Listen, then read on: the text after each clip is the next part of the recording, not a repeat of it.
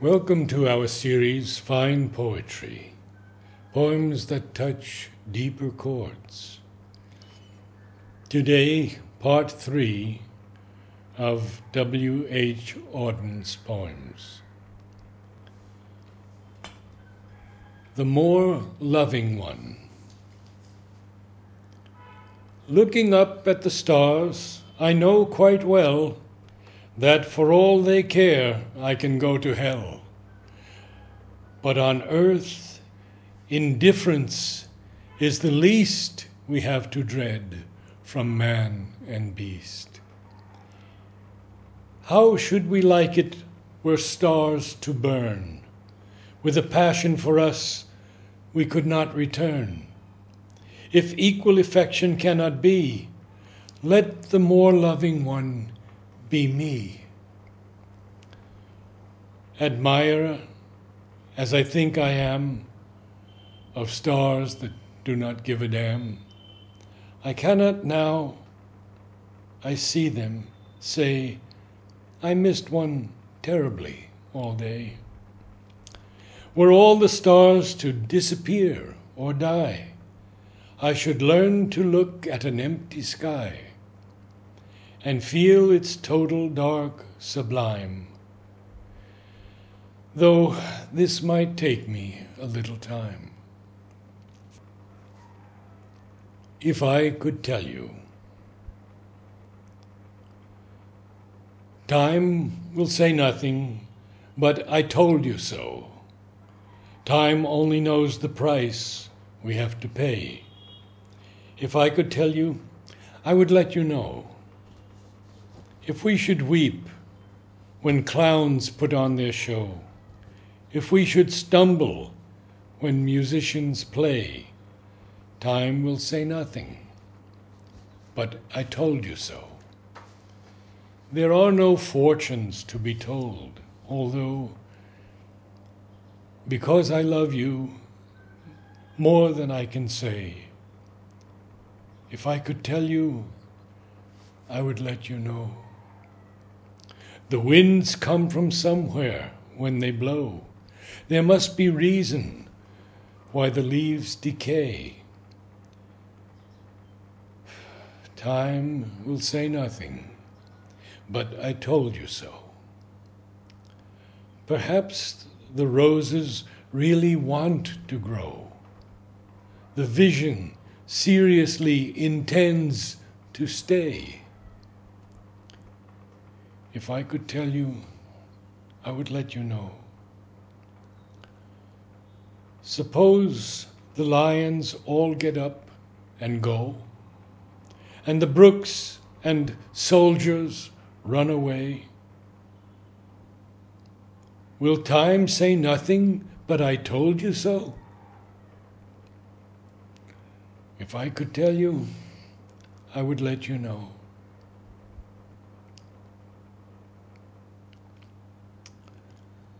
Lullaby. Lay your sleeping head, my love, human, on my faithless arm. Time and fevers burn away individual beauty from thoughtful children, and the grave proves the child ephemeral. But in my arms, till break of day, let the living creature lie, mortal, guilty, but to me, the entirely beautiful. Soul and body have no bounds to lovers, as they lie upon her tolerant, enchanted slope, in their ordinary swoon, crave the vision Venus sends of supernatural sympathy, universal love and hope, while an abstract insight wakes among the glaciers and the rocks. The hermit's carnal ecstasy, certainty, fidelity, on the stroke of midnight pass like vibrations of a bell, and fashionable madmen raise their pedantic, boring cry. Every farthing of the cost, all the dreaded cards foretell, shall be paid, but from this night, not a whisper, not a thought, not a kiss, nor look be lost. Beauty, midnight, vision dies. Let the winds of dawn that blow softly round your dreaming head such a day of welcome show, eye and knocking heart may bless. Find the mortal world enough, noons of dryness find you fed by the involuntary powers, nights of insult let you pass, watched by every human love.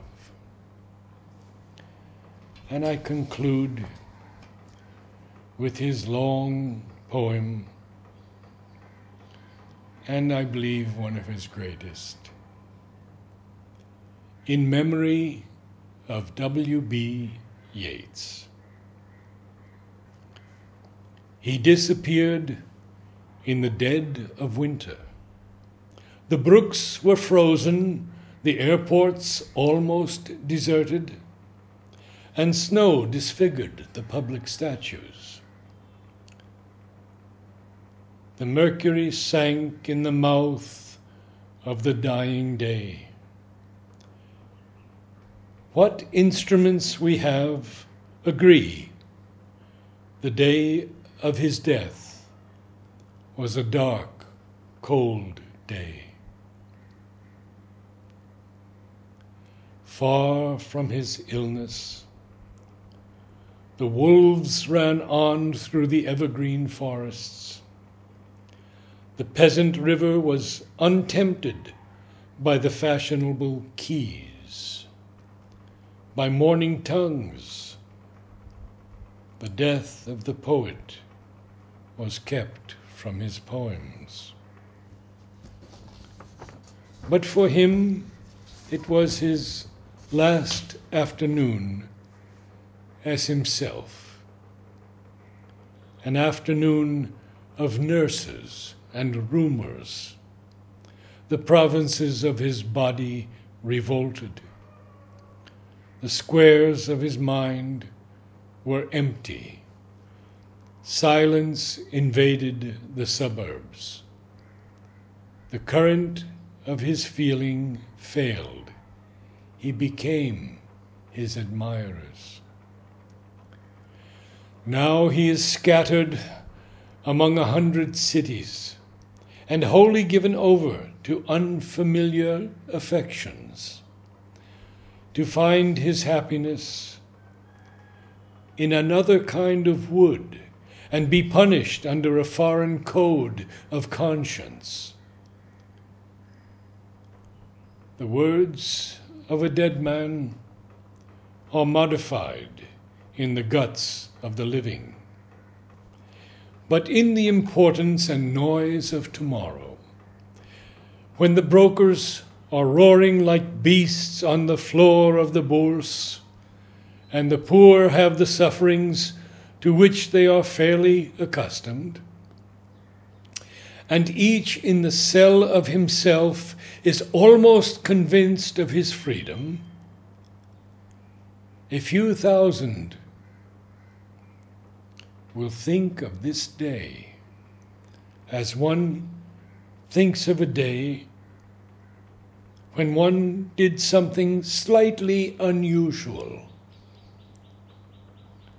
What instruments we have agree.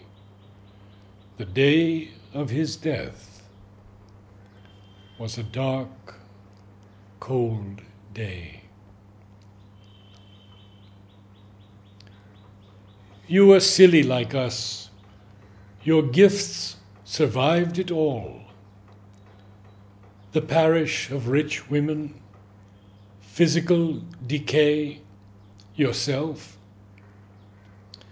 Mad Ireland hurt you into poetry. Now Ireland has her madness and her weather still. For poetry makes nothing happen. It survives in the valley of its making, where executives would never want to tamper. Flows on south from ranches of isolation and the busy griefs, raw towns that we believe and die in. It survives, a way of happening, a mouth.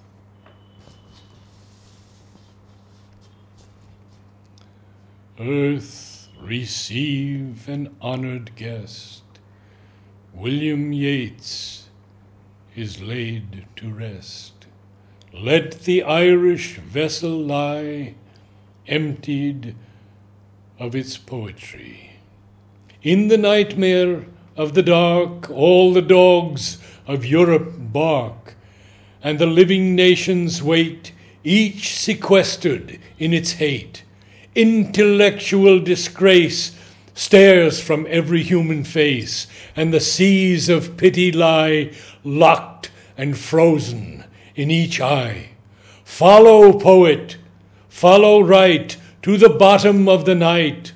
With your unconstraining voice, still persuade us to rejoice.